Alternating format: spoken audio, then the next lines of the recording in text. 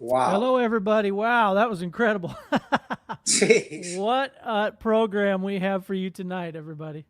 That Oh, was let me get amazing. that turned off. Hold on just a second. They got all kinds of good jams, man. I tell you what.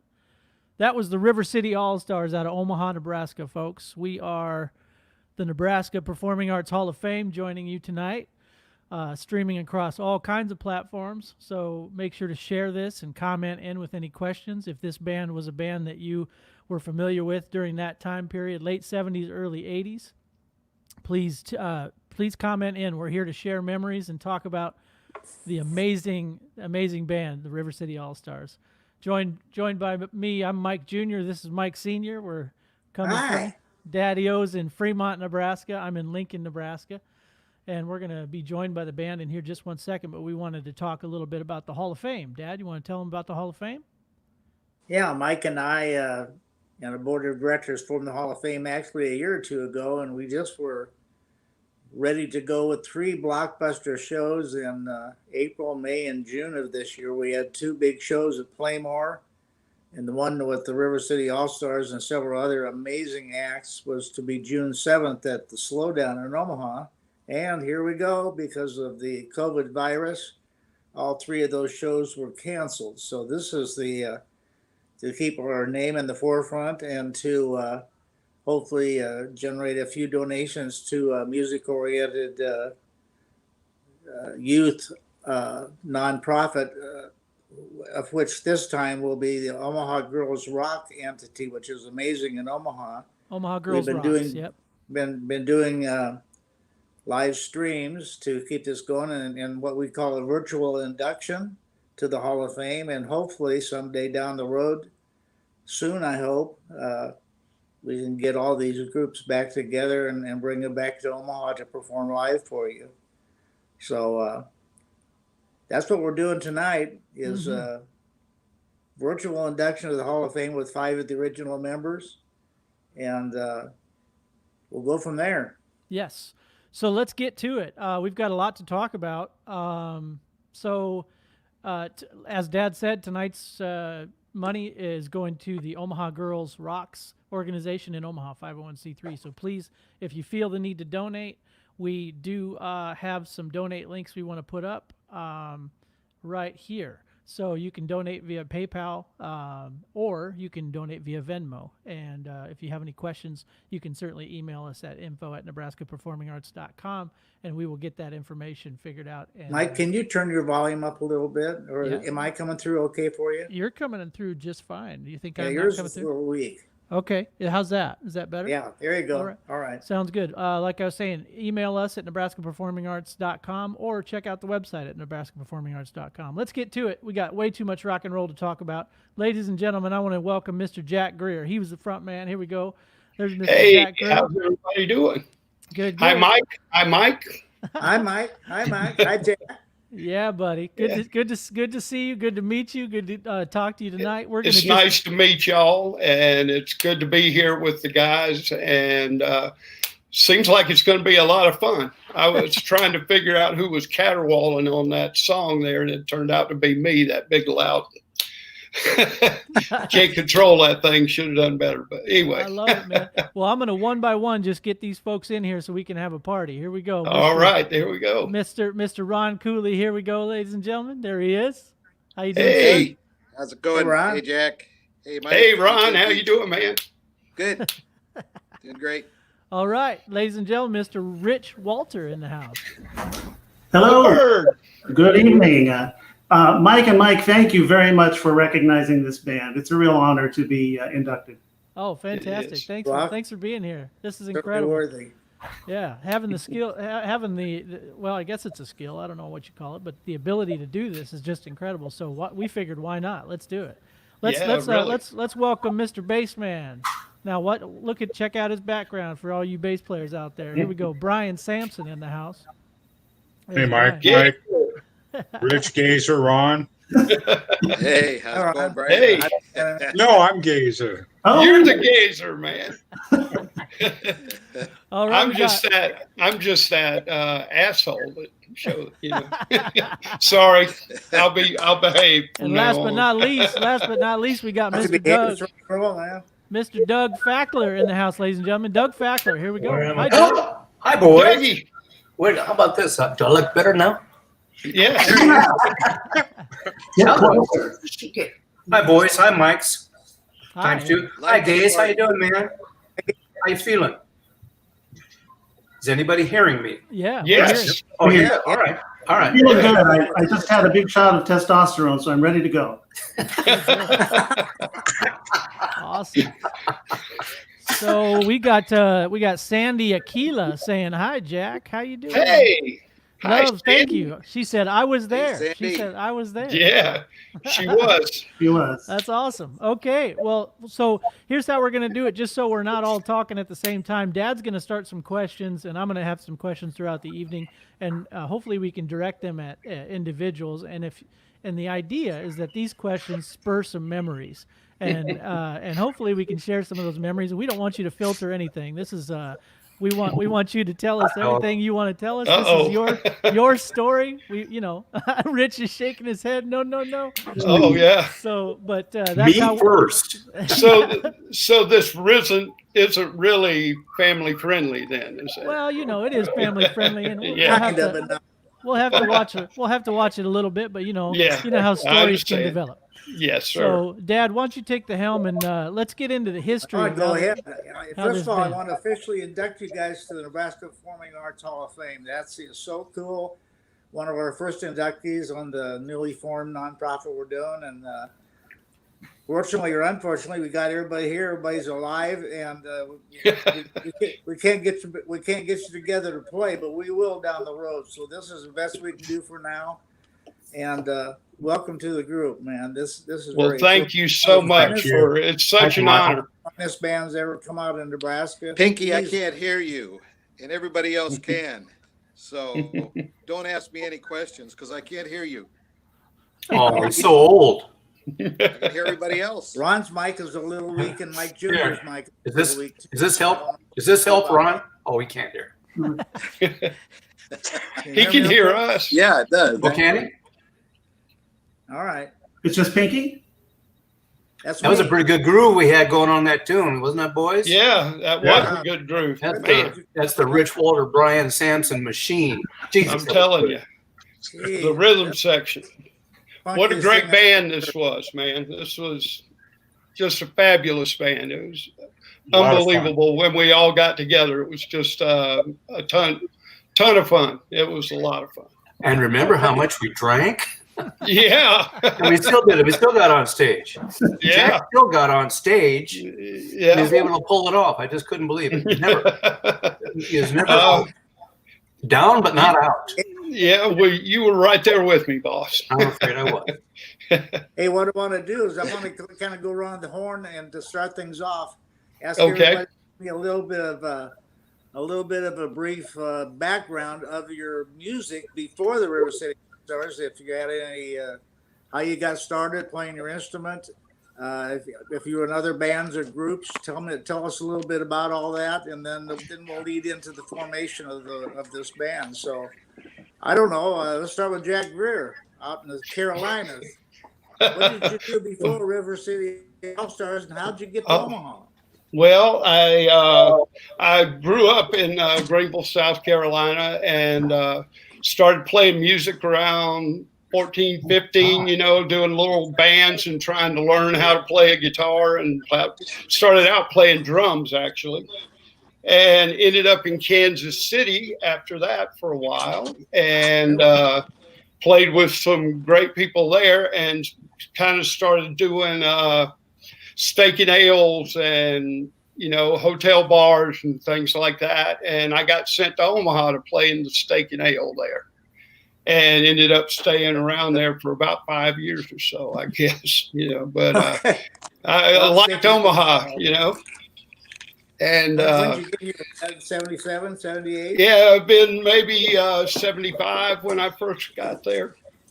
And, I was just kind of roaming around, played, did a little recording with a couple of people around there, Skip Kahane and some of those guys. And then I met Doug at the Hospice Music Store one day.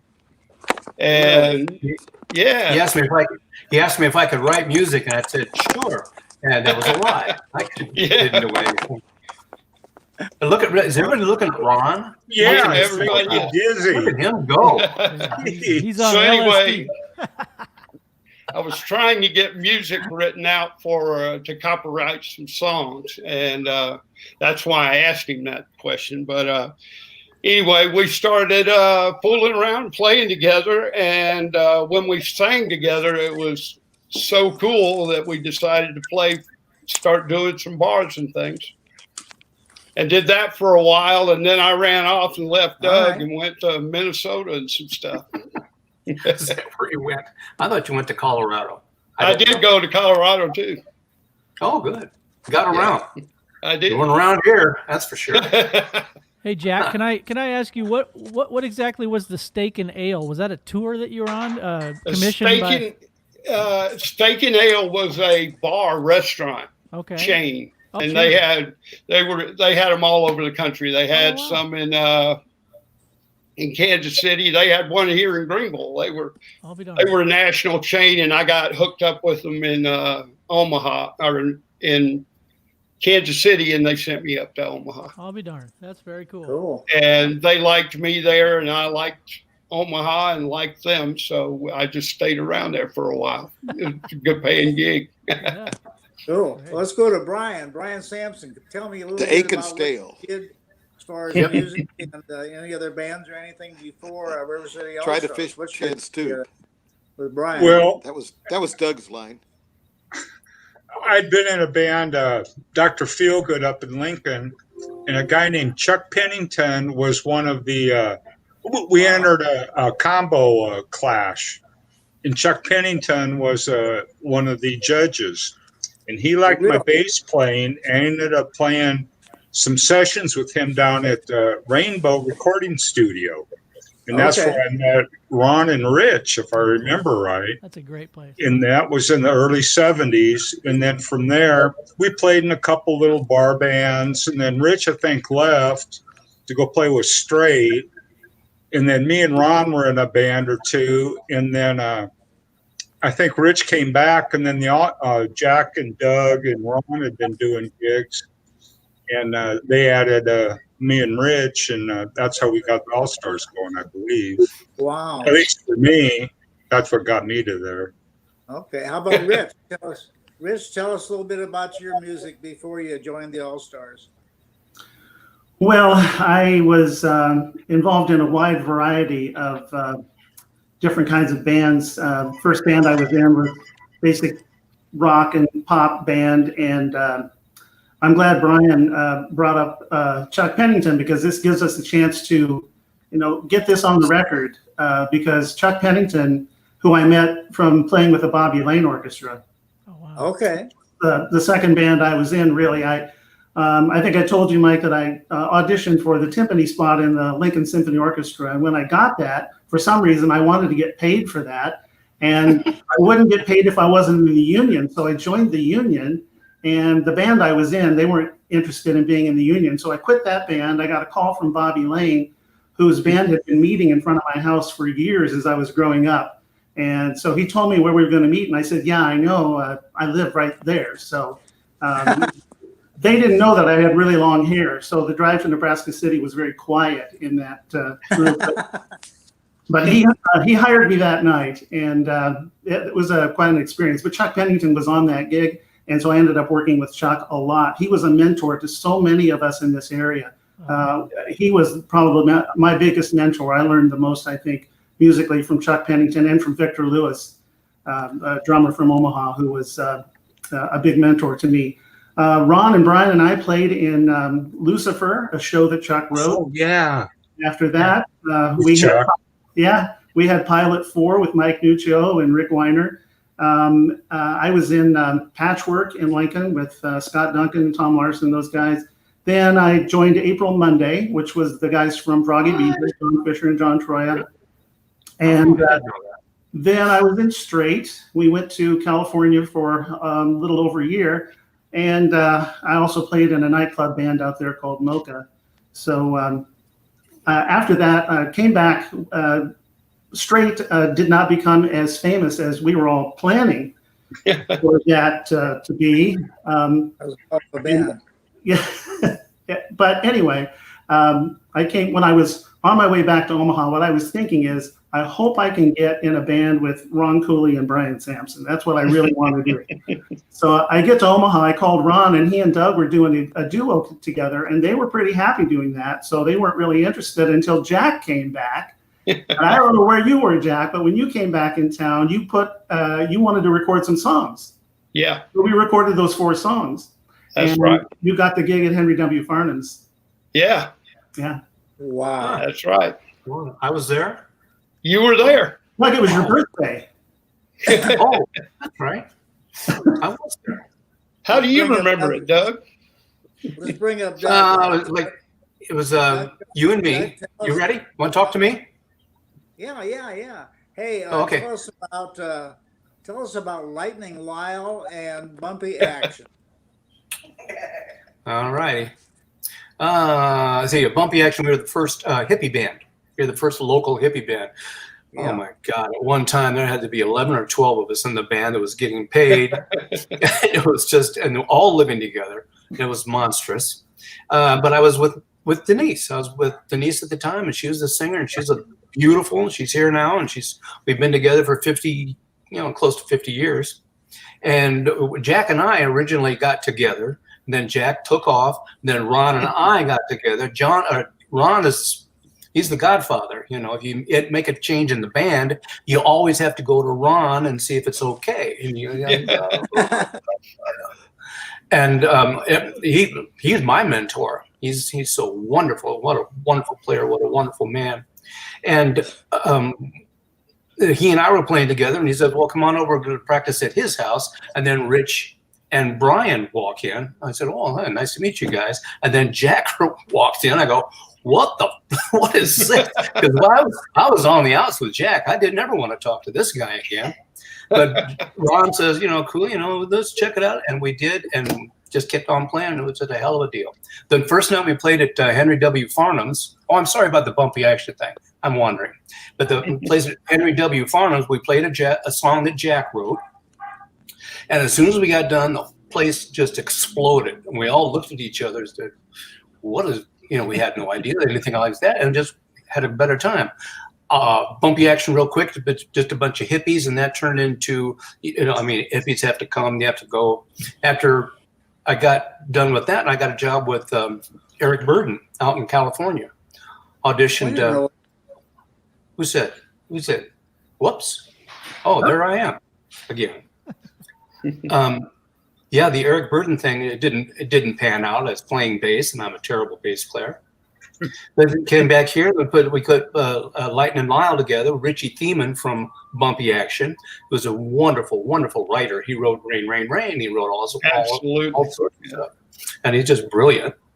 And then I said I don't need. The second time in my life, I said I don't need a band, and then I met Jack and Ron, and it was great. The greatest accumulation of musicians I've ever. It's always been a pleasure and an honor to be on stage with these guys. Oh. Could I say something about Bumpy Action? Yeah, sure. That first band I was in, we weren't old enough to drive, so our parents drove us to the Syracuse Ballroom to hear Bumpy Action. And the song I remember was, ooh, have another hit. Fresh air. I thought that band was just amazing. I can remember Syracuse almost. Yeah. Cooley, how you doing, Cooley? Ron, are you stable now? Yeah, Ron. He went into you're all over the map. I'm fine. I want to add something trying before to we figure out run why in. I can't On hear that June Pinky when 7th he show, talks. we're So, also going to he's the only one I can't hear, and I can't hear a word he's saying. But I can hear everybody else He fine. has some So, between yeah, if you got Doug some and sign Denise, language, of Eric, course, and Bumpy and Action. And, I don't know why. These guys. Everybody else can hear it. That's a hear you, different right? story, but that was an incredible. I didn't hear that. Too. Hold on, Dad, hold on. I think you were just talking over Ron. Ron, go ahead, start over. Oh, I was just saying I can't hear Pinky, so when he talks. Okay. So Okay. that's a dad. That's Senior, Mike Senior. Yeah. But everybody else I can hear fine. I don't know what to do. And I don't really have much to add to this story. Gosh, I don't remember Doug and Jack ever having any disagreements about anything. But maybe that's just me. Well, you guys always. I seem think to they get were along just before fine. he met you. No, Jack disappeared. Remember that we were playing, and then Jack didn't show up at the gig. You actually called me, I believe. Said, "Yeah, I could sit in." And then I said, "Well, somebody's got to play this gig." And there you were. And you were Ron. Cherry, And he's Ron. it was out of Cooley. that Ron the Cooley Wild called me. Cherry. Yeah, It was at the Wild Cherry, right? Yeah, I The guess. Wild Yeah. Cherry out there. yeah. On the 90th. Yeah, I think Ron, I bought a tell guitar. I didn't have a us a guitar little- to play. I went out and Ron, bought can an you tell us a Ovation little bit about your custom music Legend. before Remember you that started with the stereo All Stars? for that gig. Hey, Ron, Yeah. Pinky's asking you to tell him about your music before the All Stars. Oh, okay. Well, I was in Les Smith Soul Band and LA Carnival, and then the rest of it kind of has been already talked about. I think, you know, that was it. Kind of, you know, did some sessions and was working with. I guess I was working with. That's right. I did C.W. McCall in there. That's right. That was in there. And, Yeah. Did some fresh air recordings before. No, I guess it wasn't before the River City All Stars, but you know there were a couple other bands, but you know,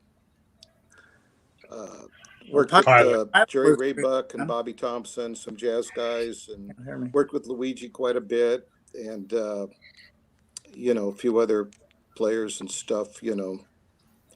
But we studied some classical guitar with Neil Rohn, who Neil actually did a few things with you, right, Jack? Yeah, he worked with me for a while before I met Doug.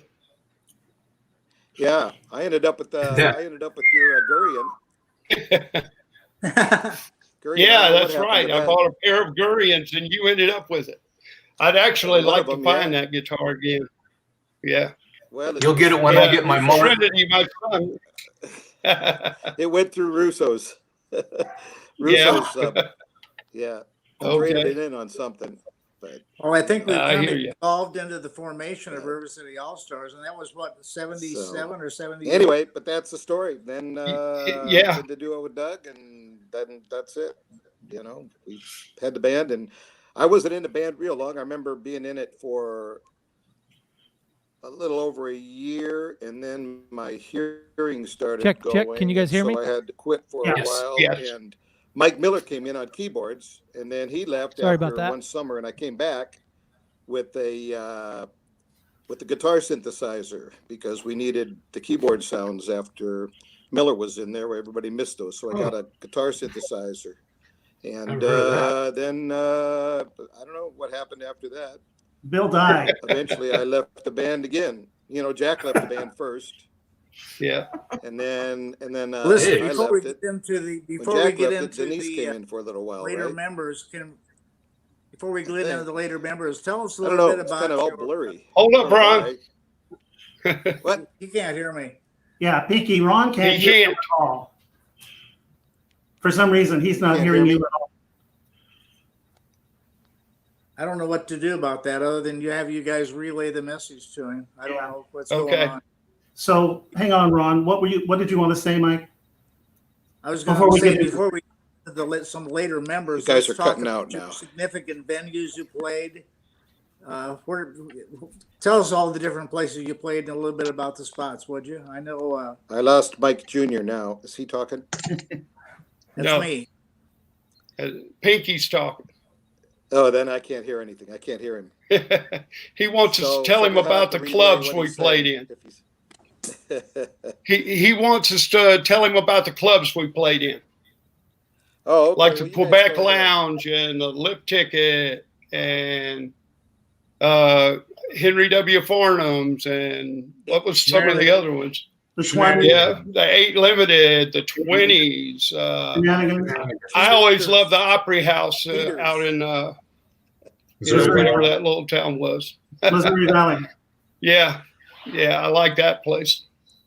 And After Jack left the band, I think, Ron, wasn't it Chip Davis that had us play with C.W. McCall and the Omaha Symphony at the Orpheum I Theater? believe so. Right. It was. That's And I remember we were starting a song, and Brian's already laughing.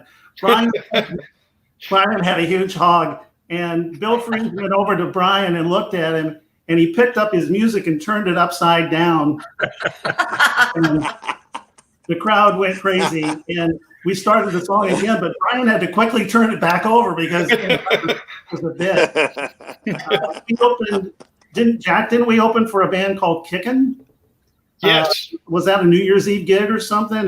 Something like that. Yeah. Or something. And Kickin', later on in the band, we had an opportunity to open for a big rock and roll show. I had a lot of bands, and Heart was the main act on that. Really?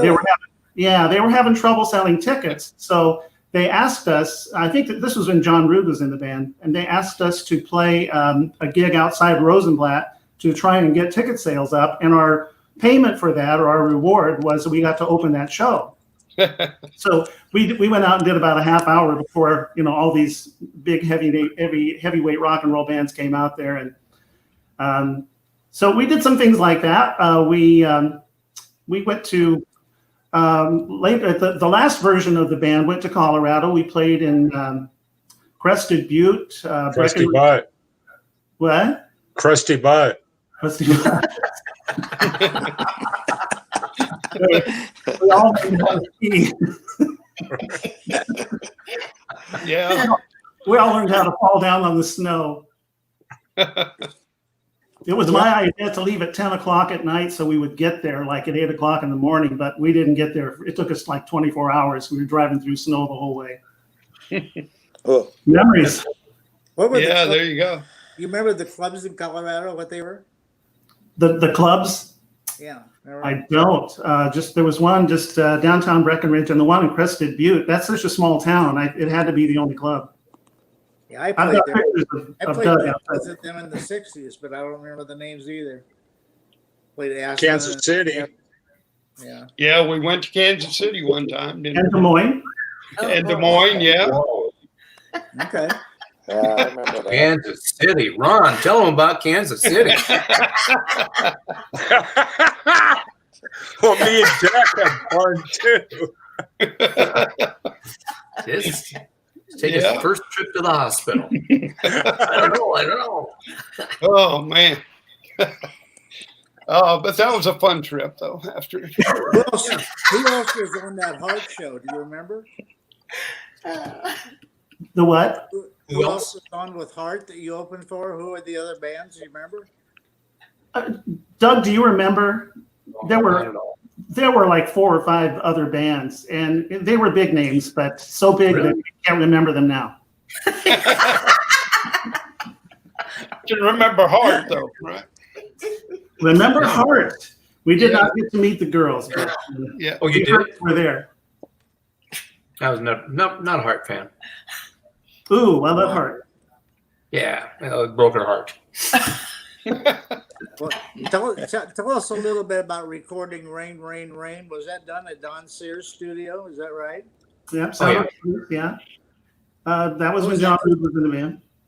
Was that Sound Recorders? Was that what? Yeah. that was? Yeah. Okay. That's a great record. And then I think it was one of you guys, maybe it was Ron or Rich, told me about him trying to get you a deal with Scotti Records. Tell us about that. Who is Yeah. that? I think it was John Rood's idea to have Don Sears negotiate with the Scotti Brothers because they were interested in distributing Rain, Rain, Rain. And Don Sears said it was a really bad deal, so we shouldn't take it. Of course, we didn't, but then later on you find out that no band gets a good deal the first time they negotiate. I think you're probably right, yeah. At least you got some records out of the deal, right, Rich? I've got a lot of copies of Rain, Rain, Rain if anybody wants them. Yeah. You know where to go. Okay. I don't have one else. I've got a lot of other Nebraska recordings. We recorded with some other people too. The whole band recorded with Kathy Golden. We had a couple of young ladies who had been on a vacation in an island called Backway, and they brought a singer back with them and his friend. The singer's name was Gideon James, and we recorded 4 songs with him at Sound Recorders. Oh, And yeah, you remember that? Gideon. And Flazzo Kid, and Yeah. but it came out really good. But Yeah, terrific. They're terrific kids. and Doug, do you remember the guitar player from Cricket? He hired us when Tom Jack was the keyboard player. We recorded with Jane Bray Oh, at Sound Recorders. I wish I was there. You were there. Brian was there. Tom Jack was there. I've got the recordings. I'll have to get those too. So we have a comment from Rick Galusha. He says that was the music hall show during the Dreamboat Annie tour, I believe. Oh. Hart sang the Nilsson song "If Living It's Without You" twice, They did. once show and again for the encore. No, we played at Rosenblatt Stadium. Okay. Well, That's probably what they called the tour, but yeah, but it was. That's probably- gone like every other venue. Oh, okay. I got you. I got to take some more Prevagen. Yeah. So I lost audio for a second, so I apologize if I'm re-asking something we already talked about. But did you guys talk about Bill Fries, who was a marketing fella?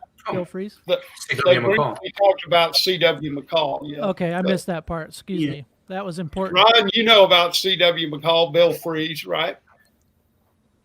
Yeah, I think he still lives out in Ouray, Colorado. He was Yeah. president or vice president of Bozell and Jacobs and did that advertising campaign, and it Yeah. turned into a huge deal. Huge Yeah. deal. You know, Wow. Yeah. still hear people At the like convoy. they're still fans. Yeah, Wolf they're still Creek fans Pass. of that. It was a bread commercial, wasn't it? Didn't it start out as a bread commercial? Old Home Bread. Right. Yeah, Old Home Bread. Bread. He was the driver for the delivery driver for Old Home Bread. Right. Oh, no kidding. Right. Yeah. Him and It's, Jim Davis. Yeah. That was a big deal. And that's how that band Yeah. started, out of that commercial? Yes. Yeah. Yeah. How C.W. Absolutely. McCall came about. Oh Yeah. my gosh, really? We were all doing Yeah. the reason River City All Stars. We were playing at this place called Henry W. Farnham's, and I remember bringing our stuff up the back from the back alley, or go at the stairs up, and the fellow at the door said, "Well, what are you going to call yourself?" And he said, "I said, River City All Stars." All Stars, it's kind of a little bit braggadocious on our end, at least with Rich, Brian, and Ron, because all the commercials that were being done and all the commercial kind of work was being done with this rhythm section of Brian, Rich, and Ron. And I would be doing vocals with Denise, who's happened to be right here. There's Jeannie. And we'd be in the other studio doing the vocals for all this other stuff. And so you have to be well versed. So we could play country, we could play jazzy kind of things, not me, but rock and soul and all sorts of stuff. We just had to be kind of nimble. And that was the most fun of the band, because we played stuff, we played Mills Brothers stuff and sang Mills Brothers stuff in the All Stars. And country, Wow. that Jack does this huge voice thing that he does. It just opened my mouth, man. Yeah, it's loud. Excuse me. It's great. But It's a great singer.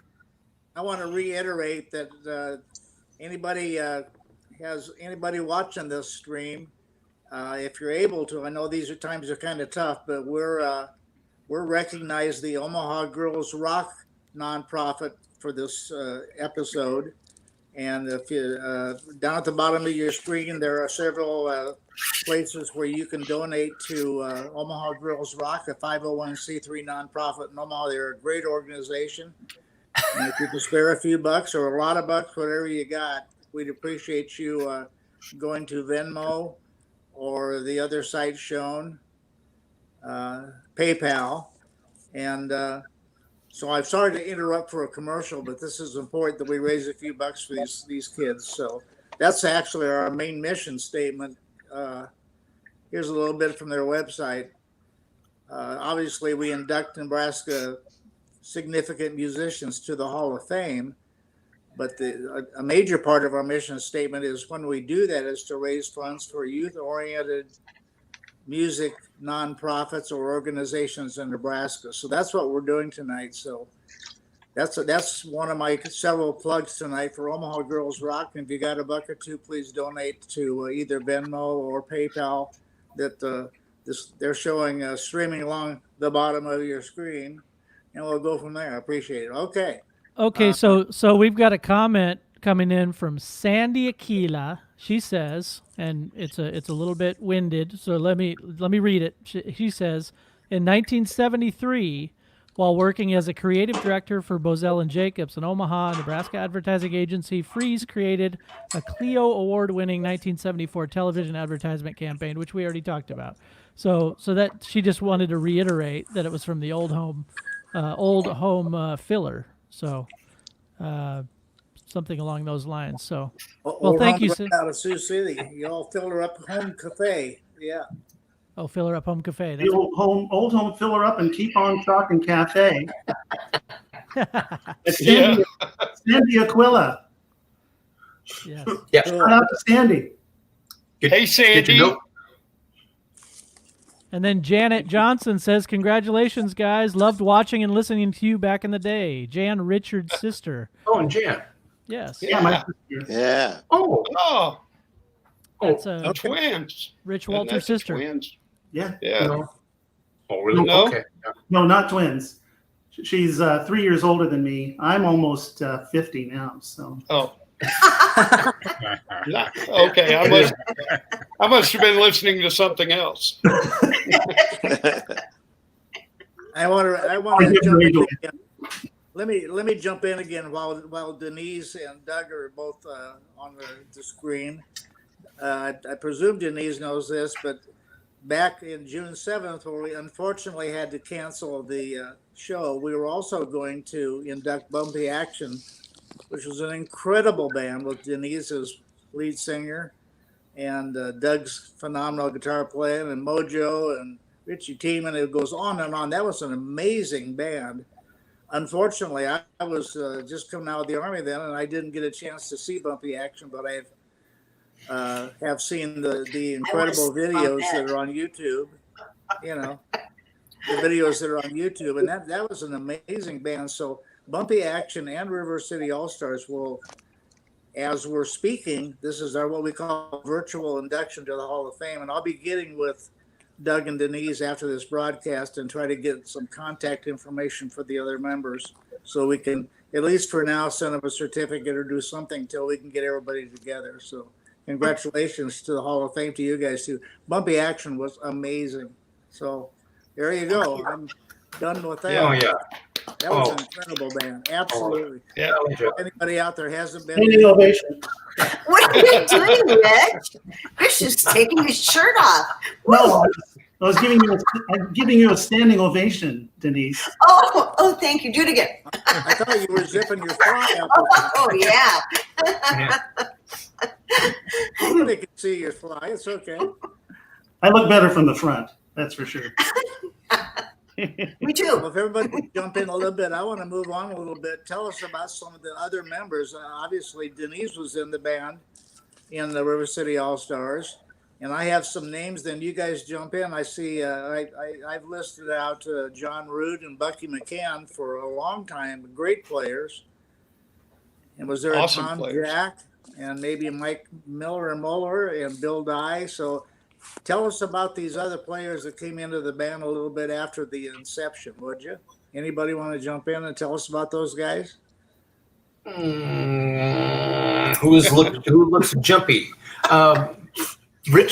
Bill Dye came in from Lincoln through Chuck Pennington, Right. and Bill was a wonderful guy. It just didn't work out. We didn't play the stuff that he wanted to play, but he's a darling guy. He stayed with me, slept on my floor.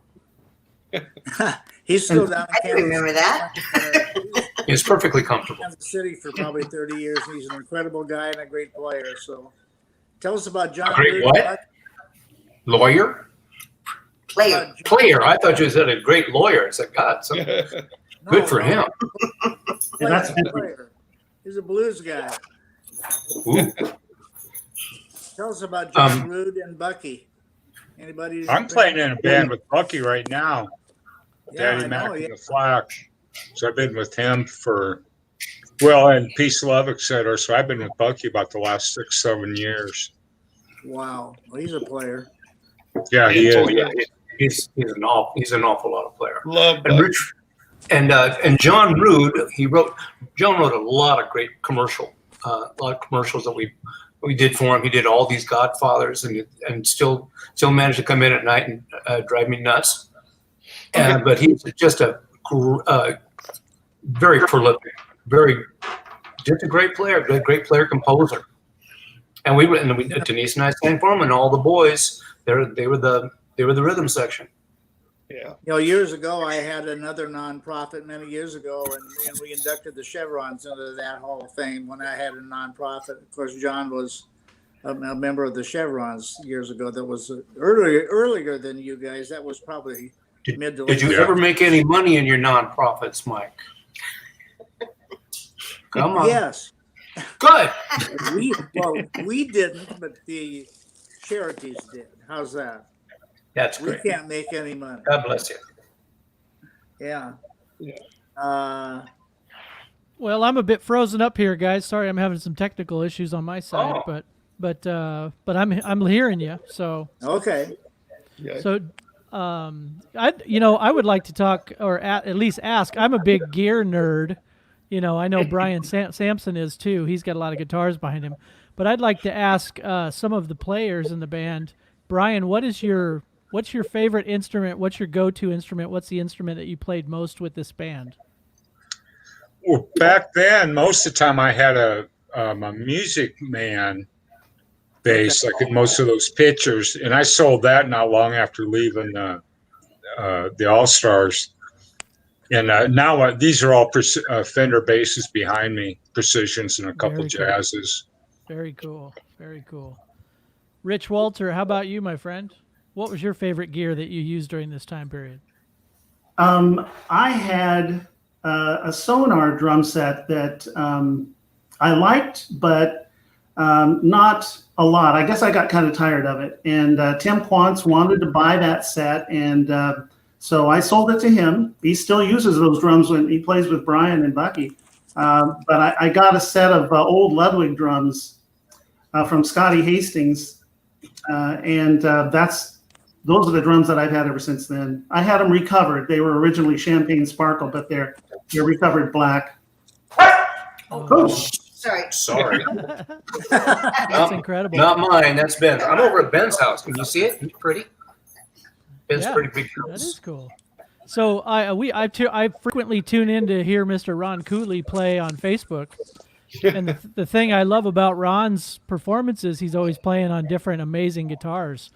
But I got to ask, Ron, what was your favorite guitar that you used during this time period? During that time period, probably I had a Gibson ES 175 that I played for some of the time. I had a Strat for a while, and then later on I had a Roland. It was actually an Ibanez guitar, like a Les Paul, but it was a Roland guitar synthesizer, one of the analog ones. And Steve O'Ziden, our sound man, did some custom work on it, and it actually tracked really well. So That's fantastic. but I don't have it anymore, so it's gone now. Gear comes and goes, doesn't it? Yeah. So Doug, It sure does. Reminds me that, we don't want to forget that Steve O'Ziden. Absolutely. Steve O'Ziden, he was always part of the band. He's my Right. brother-in-law now, but he did he took care of all the PA and all the recording. He's brilliant. oh wow. He just covered us completely. He was the ideal sound man, and he is bigger than me, so he could carry shit. Whereas I, And when Nah. When Steve left the band, Randy Ferguson took over on sound, and Yeah. was with the band for a long time also. Yeah. Yeah, Steve and John Rude quit the band in the same way. they asked me to go to lunch at the Chinese restaurant. I can't think of the name of it now, but so hey, there's Julie. Hi, Julie. Hey, hi, Julie. Hey, Julie. They Hi, both took Julie. me to lunch and quit the band at two separate times. But then Randy Ferguson took over and did a great job. It's a great job. Beautiful. Hey, Jack, what kind of guitars did you play back in the All Stars? Oh man, I played ovations and geez, all kinds of. Depends on what I was breaking at that time, but I had a lot. Played a lot of ovations, and because I couldn't break those, and I can't remember the Gurion. I had the Gurion for a long time, but it didn't want to behave like you can make an acoustic guitar play. But I always play acoustic guitar. Never done the electric thing. So. Okay. Doug Fackler, what did you play in Bumpy Action and then the All Stars? What kind of guitars did you play back then? Bumpy Action. I had a Les Paul. I found some sort of I started off with the Telecaster, then I found a Les Paul, an old Les Paul, a 50s Les Paul. And I think I gutted it because I'm really not very smart about that stuff. But we have Bumpy Action has some stuff on YouTube, and that's the guitar I played on that, and that was a good guitar. And then I traded that one out in Los Angeles and traded in and got a Strat. And I wish I had that Strat now. Boy, that was a terrific little guitar. Yeah, And I found that out. Did you play the Strat in the All Stars? Yes, I went through it. I went through stuff. I went through some changes, but I should have kept the Strat and should have stayed with it until I got rid of all these guys. You had a beautiful guitar, Doug. I don't remember what it was called, but it was different colored wood. I did have that. Moonstone. Ooh, the Moonstone. Yeah. I had two Moonstones, and that Ibanez Artist. Yeah, that was a great sounding guitar. Yeah. So as the years go by, you realize that you take certain things for granted.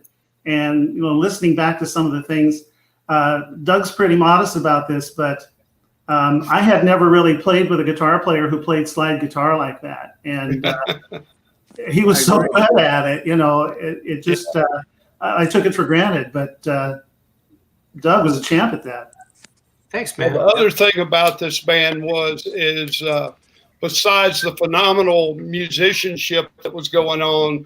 The harmony thing that we were doing was incredible, so when you have a Gazer and a Bird and a Ron Cooley playing, and then you got Doug and I and Rich singing, and Ron too sometimes. It was just really amazing. We could do any kind of music. It was great. We had a good time. And I love the Gazer's bass playing, still do. My favorite bass player of all. Wow. Hi, Brian. I concur. Hey, Julie. Julie, you're on My crutches? I am on crutches. Yeah, I know. It's a long story. It's okay. Yeah. I just had my retina reattached last week. Well, damn, this getting old is really hard. Everything. Well, let's don't go down that road, okay? Because we're all old now. Yeah. Except for Mike there. He's kind of a baby looking. Well, I'm currently frozen, is what I am. So what you is are the- frozen. You are So, frozen. so let me ask you. We got around. I just wanted to mention Denise also. Did we Yeah. go through? I think there was a pre-thing, but Denise came in and sang, and that was Oh yeah. real kind of rough on us because we were having a rough time. But she's a pro. She knows how. She sang beautifully, and she's still real beautiful. Yes. Right. Fantastic. So can I ask, what's the chances of us getting you guys back together for a show when all this crap clears up? I'm ready anytime. Oh, there you go. All right. Is there money involved? Probably not, Doug. There's usually not when we come. Or a family reunion, one of the two. Oh, okay. Sure. Remember, it is I love it. a It's the only time I ever want to get together and play ever is with these guys. Period. Beautiful, beautiful. So who can I ask? Let's start with Jack. Jack, are you currently still playing? Are you still playing a little bit around town? Or? Yeah, I do. I play, a couple of times a month, or I was playing 3 or 4 times a month before the COVID thing. But sure. I've been kind of scared to. I'll only play like an outside if it's a little outside venue on a patio or something. But I've been doing a solo thing mostly. But I've had a band for the last 15, 16 years. We call it the Jack Greer Band, and people come and go. I've had some great players in there. Bass player named Mark McAfee, and a guy named Eric Carpin, and Bill Shaw, and Timothy Delisle, Tommy Bryan. Got all kinds of guys down here that play with. And lately I've been singing with my son, Tommy, who has an incredible voice.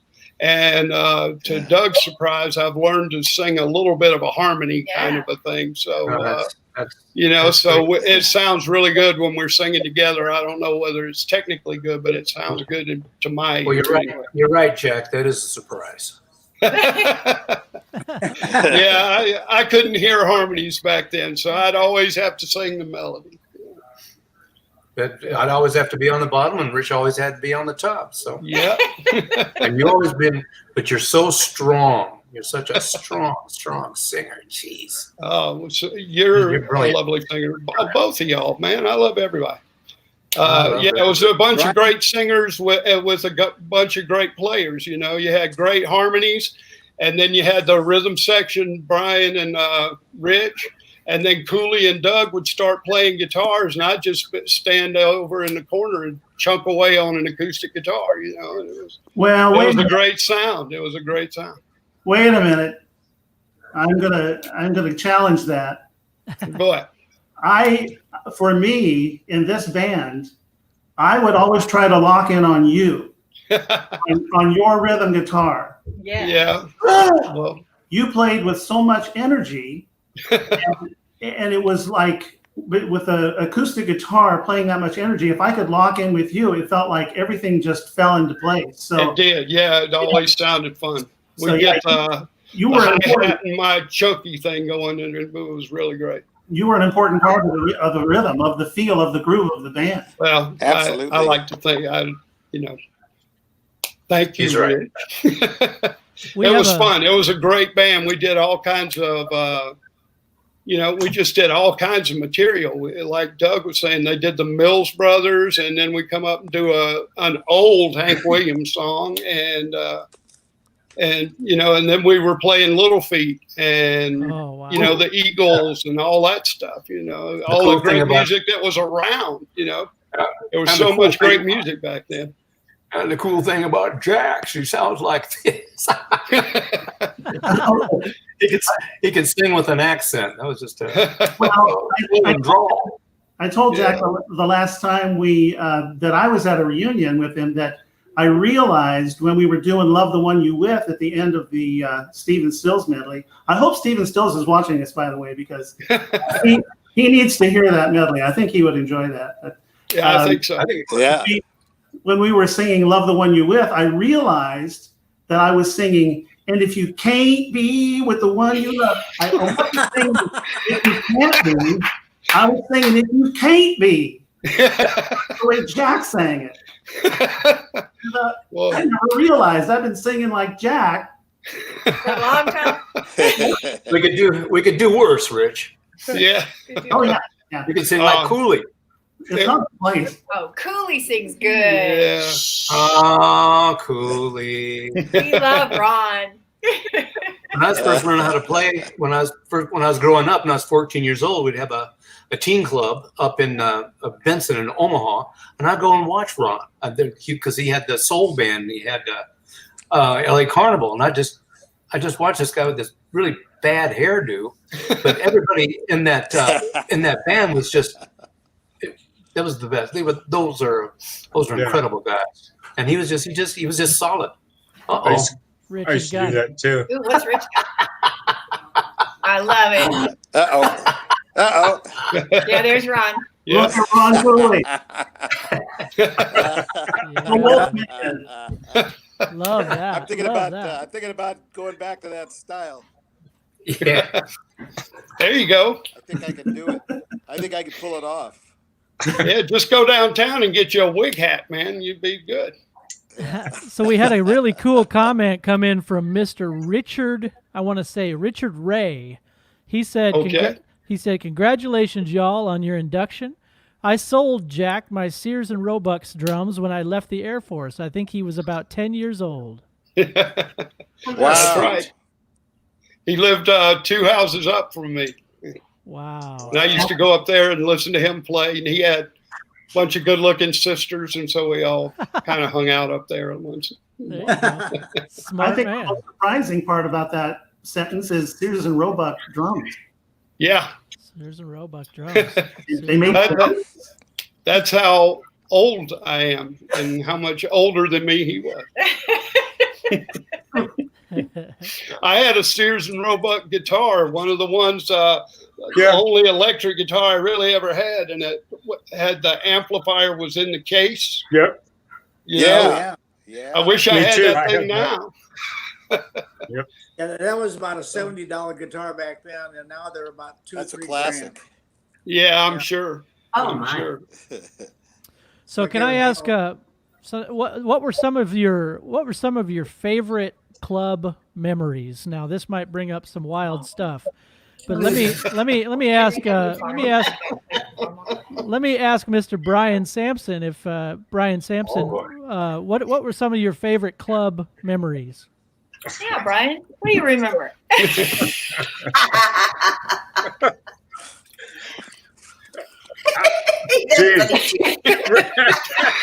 Put me out, Rich.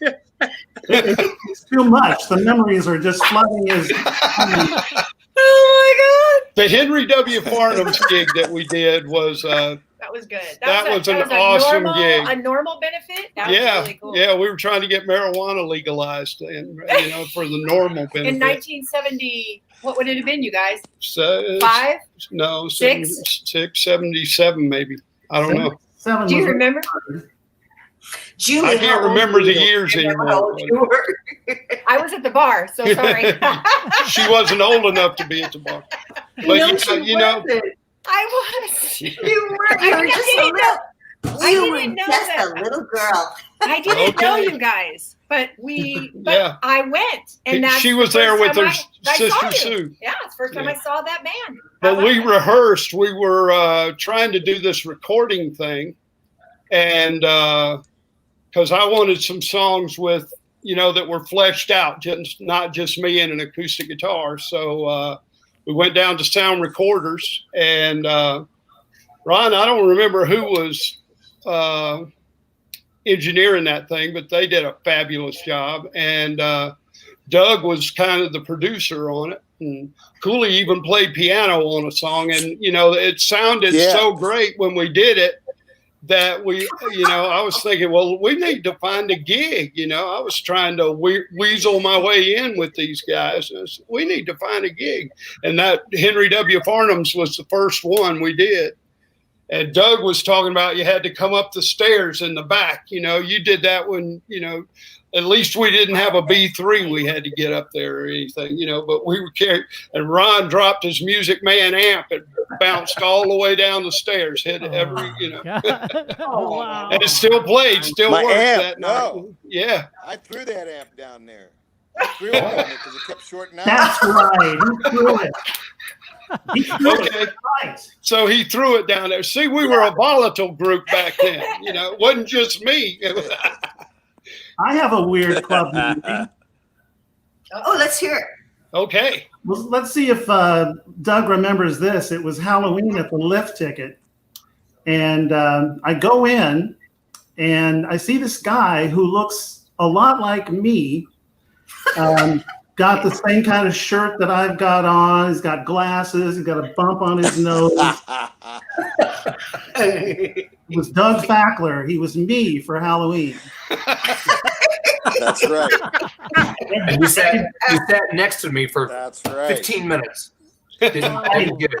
It didn't look like you at all. It looked a lot like me. And I knew it wasn't me though. I knew it wasn't me. And you would, every so often when you were singing, you'd turn around and look at me just to freak me out. One of my, see, you remember this. One night, up at the lift ticket, Jack was acting up a little bit. And Jack was going to take his PA and go home. Okay? Yeah, I remember that. Didn't get past Brian because Jack came back in. Brian was pretty laid back in those days, but I'd never seen anything like this. Brian got a hold of Jack. They disappeared behind a door. Banging around. And Jack left again, but he left the PA. Me and Jack having a little talk in the room. Yeah. Good. Brian took me to the woodshed. Oh, that's He good. said, "Quit that, you a-hole." And I said, that was my nickname. So, but anyway, which I deserved. It was deserved. But yeah, we had some great times at the lift ticket, and we used to really have some fun times at the 20s because they had like a little dressing room thing off the stage. So that was the greatest thing ever. You could just have a drink, and then when the gig, when it was break time, you just sit right in this little door, and it was fun. And we had some real good times there. And they closed the curtain, right? And then they closed the curtain too. Yeah. Yes. I got to jump And it sounded great. Steve always made us sound great. Nice. So, Yeah, no shit. It was fun. I only saw the band one time, Oh. and it was at Stuart Anderson's Cattle Company. No. Yeah. Okay. Blew me away. That was in the late 70s, probably. I went, whoa. I think it's time for me to sell my guitar. It's time. That was a great, man.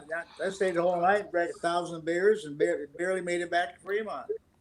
Yeah, well, Doug used to tell everybody at the beginning of the night, wait till you get drunk to hear the band, because we're really great when you get drunk. And usually they did. Yeah. Of course, we did too, and we thought we sounded a lot better too. And Of course. we were having fun. Well, you sounded great to me. I think that video we played before the stream started was killer, and I'm so excited to induct you guys into the Hall of Fame. It's this is the kind of stuff that a lot of younger people in my generation need to pay homage to, because it's such good soul funk rock and roll. And this is the people that came before us, so I'm happy. It was such a different time back then. We would play 6 nights a week, so Unreal. you get pretty damn good when you're playing 6 nights a week, every week. So doesn't happen kids today, you don't get to do that. No, you don't. People, you can only book a gig for one night or something. If you get 2 nights in a row, you still have to take your stuff home or it'll get stolen, That's right. But, You're right. so, people don't get to do that anymore. And you really get some good chops doing that, every night, And we rehearsed every season. It was fun. It was great. What'd you say?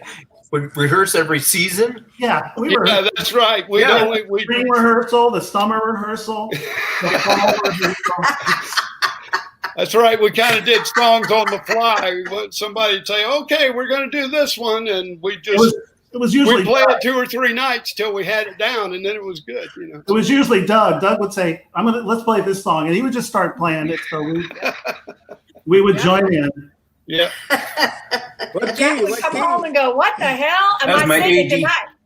That was my ADD kicking in. I couldn't concentrate on anything. There you go. I hear Next song. You're going to need somebody on your bond. Oh my.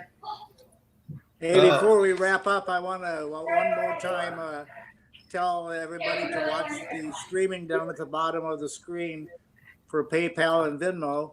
We're donating proceeds, if anybody has the ability or the gumption or whatever to donate a little bit to our nonprofit.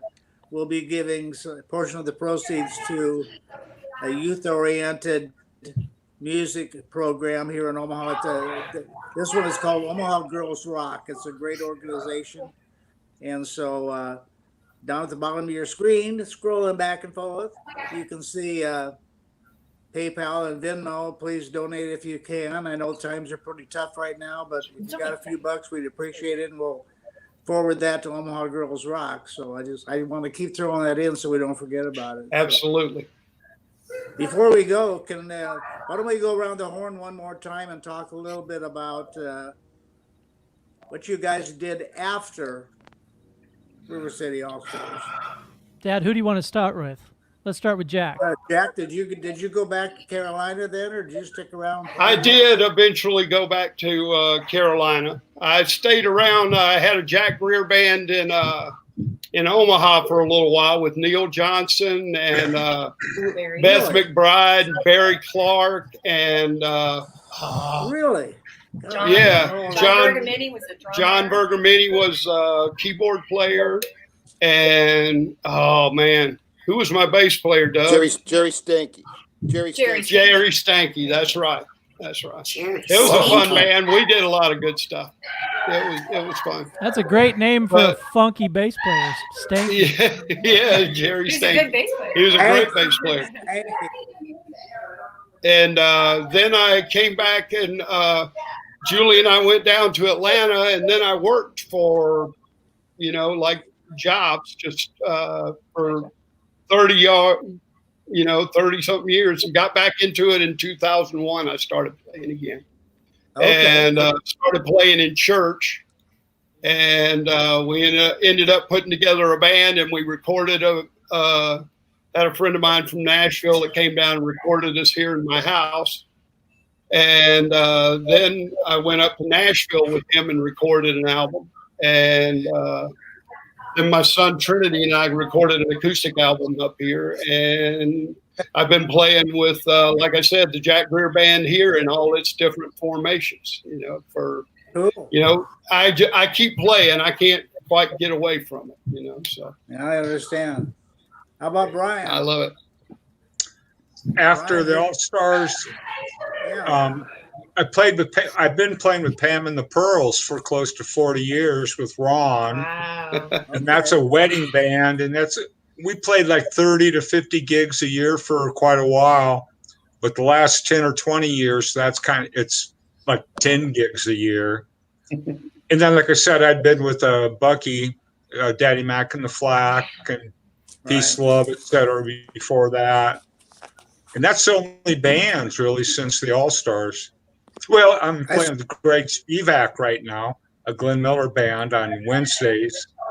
Really? I know really well. Except because of COVID, we haven't been playing. Where would you play? I see Brian sitting in down at the First Tuesday once in a while. You get up with my good friend George Bryan and John Foley and those guys, Bucky. Yep.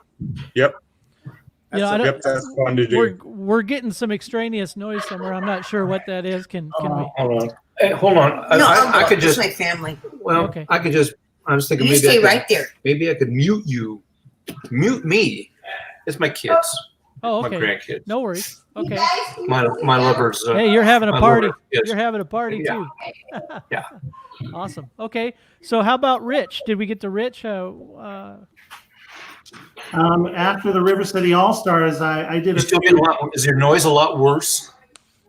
Because I gave Denise a little headphone, so she went upstairs with all the kids. No. She okay? I can still hear that, but that's okay. Hold on. Call Denise Fackler. Okay. Okay. We'll just mute Doug for a second. No big deal. Okay. There you go. I was in a band called The Shades in Danger for about 4 years. And I was in that band while I was in school at UNO and physical therapy school. So in physical therapy school, you're at school all day, every day. And then I would go play gigs at night. So that was challenging. I was in a band for a while called the House of Rhythm. Yeah. Rod Griffith approached me about being in that band. And when I was in that band, Chip Davis called me and asked if we would be able to back up some of his acts on a riverboat cruise. So we did that. And of course, one of his acts was Ron Cooley. So we backed up Ron Cooley on some of his songs. And there were a few other acts. And the thing I remember about that was being on the Missouri River on that riverboat. It was about 95 degrees and at night, and the humidity was much worse than being underwater. So it was just, it was a Sounds sweat. like here. Yeah. But I also played with Pam and the Pearls for a while. I was in that band for a little while before I moved back to Lincoln. And then when I moved back to Omaha 9 years later, I played with Pam and the Pearls, filling in for Joey when he was out on the road with Mannheim Steamroller. I was in a couple of bands with John Rood and Rich Berg and Joe Buddha. It was Big Bang. Nobody seemed to like that band. And then I was in a band with Dave Christensen and Rich Berg and Joe Buddha called Soul Cousins. They liked that band even less, I think. So I haven't been playing for quite a while, but I do my drum set up in the basement. If you want me to go down, you'd probably be able to hear. I could play some Bob Seger or something. Hey, that's awesome, man. That's awesome. Man. Old time rock and roll. Yeah. Yeah. Take it, Ron. Ron's been playing for. Ron's been playing forever. And he's still like I mentioned earlier, Ron's been crushing it on Facebook. He's got quite the following of people listening and paying attention to his covers are unbelievable, Ron. So how many CDs have you put out? Ron. Can you hear Ron? Next? Yes. I can hear Mike Jr. Yeah. I can't hear Mike. Oh, he Jr. was just still. talking to you. Tell us about your playing, Ron. Okay. What well, after you've I done left since the River All-Stars, City All Stars, I know you haven't done much. You kind of just hung out a little bit. When I left the River City All Stars, I actually kind of floundered a little bit. Chip said, well, why don't you, if you got some original music, let's do a CD of your music. And so I got started doing some recording of my own instrumental stuff. And I ended up over the years, next 10 years or so, doing 4 CDs for American Gramophone. And then I started my own label and I've had 4 releases on that. But mostly I went back to school, got my degree in classical guitar and was teaching at Creighton and University, the guitar there, playing a lot of theater productions all through the 80s, few jazz gigs, but mostly theater productions. It seemed like I'd be doing 8 shows a week and going to school full time and trying to do gigs on the side, a few sessions. Seemed like in the 70s, right around the time of River City All Stars and into the early 80s, it seemed like we were doing maybe between Rich and Brian and Doug would be singing on them, and Denise, we'd do like maybe 3 commercials a week. It was like there was a lot of work for that kind of stuff. Yeah. In the studio, and then all of a sudden, when the computer stuff came in, it all went that way, and everybody just did it in house and didn't hire musicians anymore to do much. But in the 90s, I decided it was time to. I got into doing a lot of digital stuff and sequencing things, and kind of felt like I was letting my playing slide. So in the early 90s, I decided I needed to do some solo acoustic stuff to take advantage of the classical training I'd had. So I wrote pieces, and I did a couple of CDs of just solo acoustic stuff, actually 3 of them, I think, and did concerts throughout Nebraska. I was a touring artist. Got to play the Kennedy Center in New York, solo concert there. I got to play a TV show out in California, in Sacramento, an hour show. And it was just kind of fortunate that one of the guys, Rich mentioned, Dave Christensen, was working out there at the time, and I had him sit in and sing a couple songs on the TV show, which was great to do that. I started touring with Mannheim Steamroller in the late 80s, I guess, 1980s, doing the summer shows, playing mostly keyboards with them, which was weird. I was a second keyboard player. And synthesizer bass and Celeste parts on my guitar synthesizer and stuff, which was really weird. But then Eric Hansen had something come up, and he couldn't do the Christmas tours anymore. So in 1990, I think, or 91, I started touring the Christmas tours with Mannheim Steamroller, and some of the other tours we did too during the summer and spring. And just played with Pam and the Pearls when I wasn't doing that, and with Brian and Rich, and that's pretty much what I did all these years. Most recently, I'm working with buddy of mine, Johnny Adams. We got a group called Rat Pack Jazz, and we're not doing too much right now, but I've also worked with Susie Thorne a lot, a jazz singer, and that's been really an experience for me. Done quite a few gigs with Matt Wallace, and who am I forgetting? Did a couple with Doug and Dave Weber, and I guess that's about it. That's quite a little bit. golf. That's good. Joey Little Glitz, oh yeah, play golf every day. Played golf every day. All day. It's great. That's great. Wonderful. Wow. Hey, what a- Doug, let's bring Doug in. Doug, did you play in any organized bands So after that's All been my Stars? summer. Did you play? Are you talking to me? Bands after River City All Stars? Or was that about the time you formed Nope. the Nope.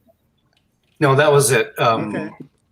Again, I said, I don't need you guys. I can play more than one note at a time, so and I can sing. So I just found some little single gigs, and I found I can go in and set everything up and leave it. And so I did that for a couple, 3-4 years at least. And my friend Dave Weber would come in, and after he got done doing his work, he was a on-air personality for a WW sports guy, but he's a tremendous talent, and just loved singing with him, just loved playing with him. He's a great, great man. And then it was a beautiful night when my wife called me, and I was at work. She said, Doug, sober up, get a job. I said, okay, all right. So I went and got a job, and then 9 months after that, I bought a restaurant, and I've had that ever since. And I've had that for almost 30 years. Wow. Yeah. We haven't been there. That's some of the. What is that restaurant called? I got to get back down there. I mean, Doug Really? Diner is a great place to eat. So. Can you tell us what that's called? Yeah, Sure. what's the name of that place? Shirley's Diner. Nothing finer. And my son Ben is running that now. Oh, beautiful. And actually, that's a beautiful story, too. And he came up to me and he said, Dad, you're burned out. Give me the keys. And I went, well, okay, all right. I'll get you taken care of. And that was about 10 years ago. And he's the first thing he did was take out the cash register. And then we started to make money. Wow. Going strong ever since. That's fantastic. And if I do any kind of gigging around here, it's with Dave. Because it's real simple. He's got the same kind of talents the rest of us do in the group. You just give him a song and he goes. Wow. And I let him take all the vocals, like I let Ron take all the solos. I just have to support these guys. And it's been fun. I just discovered he was a musician. I've been watching him my whole life on the news. Yeah. David's great. It's great. Great singer. Great. Unbelievable. Yeah. Unbelievable. Standing ovation every time he sings at the ballpark. Wow. Fantastic. Well, Dad, what else do you have for these amazing people? I just want to ask Doug. Doug, how long did you play at was it called the Golden Apple on Dodge? You played there a long time, didn't you? Oh. A couple, 3 years. Was Oh, it? only 3? Yeah, then I went over to a Great Western, a bigger lounge. Another, but that was a steady gig. That was 5 nights. I was just looking for something steady, and it worked out fine. I put a song list together. There's about 400 songs on this list, and I'd hand them out, and nobody had to bug me about me playing a song that they wanted to hear, unless I already knew it. But there was a lot of songs on that song list, but I've been around for an awful long time. Big year. Yeah, You guys. They're all once in a while. That was a great little place. Loved it. Yeah, a lot of fun. Well, I'm going to give one more plug to our nonprofit deal, and then we'll let's just say your goodbyes again. This is River City All-Stars, our virtual induction to the Nebraska Performing Arts Hall of Fame. And someday, sometime, when we get rid of this damn virus, we'll try to get everybody together and do a live gig. For now, you're officially inducted to the Hall of Fame, as is Bumpy Action with Doug Thank you, and Michael. the others. And as our mission statement says, our main mission statement is to provide funds for music-oriented youth organizations. And this, if anybody has the ability out there listening or watching, has a few bucks, we're streaming Venmo and PayPal below the screen here tonight. By the way, everybody, this is called episode number 3, and this will be archived on both our Nebraska Performing Arts Hall of Fame Facebook page as well as YouTube. Cool. And we've got a sponsor, KZUM Radio in Lincoln, that has streaming this on their website tonight. So it's you're going out to a lot of people tonight. So that's very cool. So Wonderful. Well, thank you. It's an honor. Yeah. Great fun. And, Thanks very much, Michael. any parting I'm words honored. for anybody? Well, I'm honored to have been playing with these guys, and I'm very honored that you took the time to induct us all. Thank you, guys. Thank you. I just want to say we've had unbelievable amounts of comments tonight. So if you can go back to the Facebook page and watch, or even on the YouTube page where it's streaming, there's a lot of people commenting and saying we love that band. Congratulations from Oregon, from all over the world, really, it looks like. So many people saying that they just loved you and watched you and supported you back in the day. So we just really appreciate it. And, this is a thing that we're doing to archive the history of Nebraska music, and you guys are a huge chunk of that history, and we just thank you so much for That's right. Well, thank you Thank so you. much. It was Thank an you. honor to Thank play you. with these guys. They're the best. And I got to give one shout out that I haven't gotten in here is when we were first rehearsing way back when, we used to practice at my friend Ed Wintrobe's house, and he kind of supported That's right. me and the band, and we all hung out with him, and he would watch over me and get me out of trouble and stuff. But Still to this day. still to this day. But anyway, loved him and love all these guys. It was such a fun time. It was the best time in my life. So There's you guys. Thank you. Thanks again, Right there. everybody. there we are. That's why they call him the Gazer. Oh my God, what a There's a group. reason why they call him the Gazer. You're being gay. That's some Those were the days. facial hair. All right. Thanks, everybody. That's some great facial hair, guys. You're giving me some Yeah. inspiration. Doug had mentioned that the people really went crazy after that first song we played, and Cool. the band was very popular very fast. I hadn't been in that situation before. It was really something. And I was talking to someone about it. I can't remember who I was talking to, back in 1978, and they said that they thought a big part of it was that we were so good looking. That's funny.